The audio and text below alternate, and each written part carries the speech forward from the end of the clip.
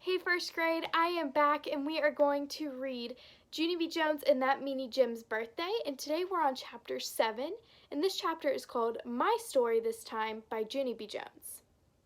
Principal is the boss of the school. He lives at the office. I have to go there when I am unruly. Unruly is the school word for not being ruly. There's a typing lady there and she isn't allowed to smile. Sit down, she said. She pointed at the blue chair.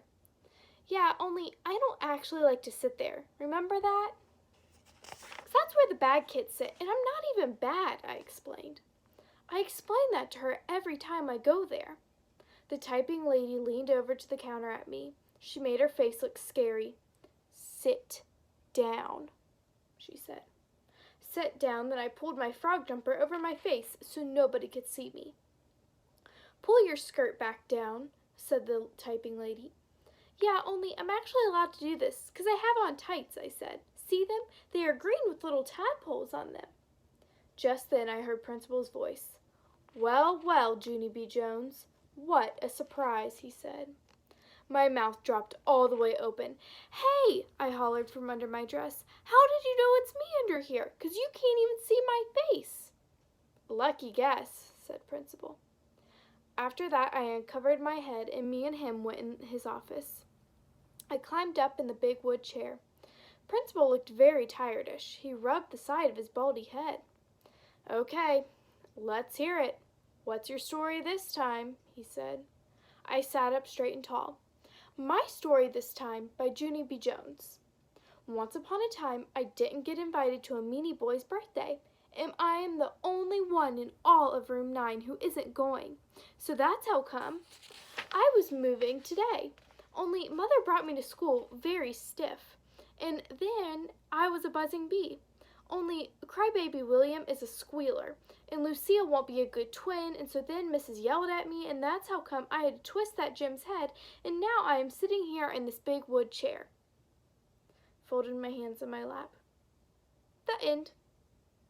Principal put his head down on his desk, and I peeked at him. Are you laying low? I whispered. He sat up again, then he called my mother on the telephone. Those two talk very often. This time they talked about the birthday party and how I'm not invited.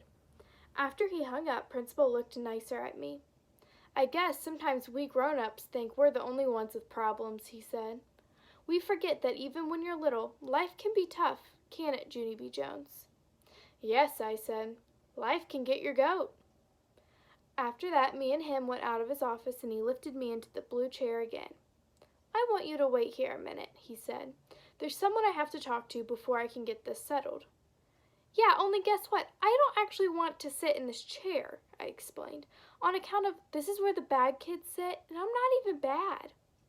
Principal thought and thought, then he snapped his fingers. I think I might have the perfect solution, he said. He went in his office and brought out a giant shopping bag. What if we hide you under here? He asked. If we hide you under this bag, no one will be able to see you at all. I jumped up and down, very excited, because hiding is my favorite thing in the whole world. That's why. Principal sat me down in the chair. He put that giant shopping bag over my head. Hey, who turned out the lights? I said. Then I laughed and I laughed, because that is called comedy, of course. I bent my knees and pulled them under the bag. I hugged them real tight. Now all you can see is the tippy toes of my shoes, I said, very happy. This is the perfectest solution I ever saw. And so how did you even think of this wonderful thing, I asked. Only Principal didn't answer me back.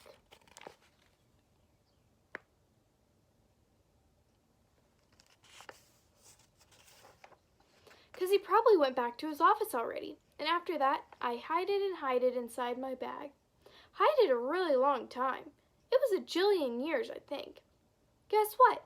This is taking longer than a minute, I said from inside there. The typing lady didn't answer me.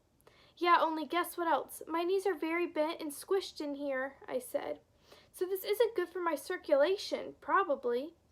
Just then, my legs started squirming all around, 'cause I was getting ants in my pants, that's why.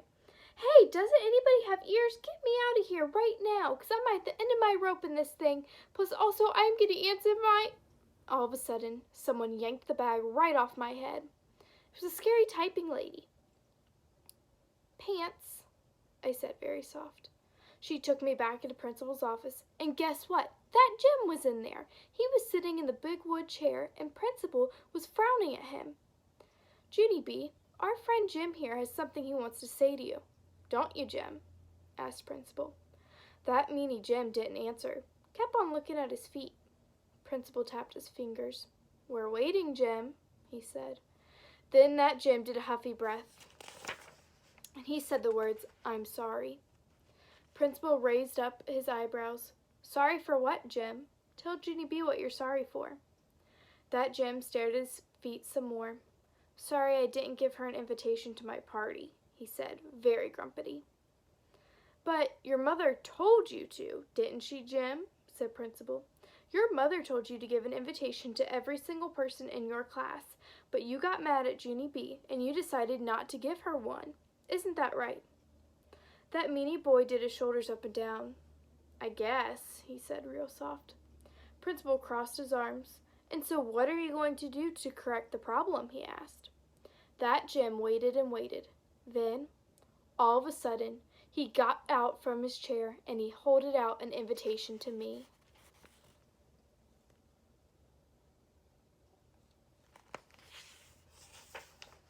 My stomach did a flippy flop. "For me? Is that really for me?" I said, very squealing.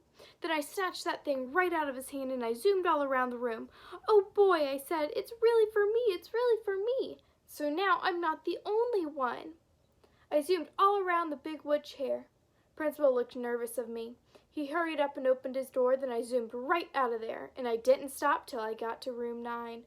Okay, she finally got her invitation. Bye, first grade.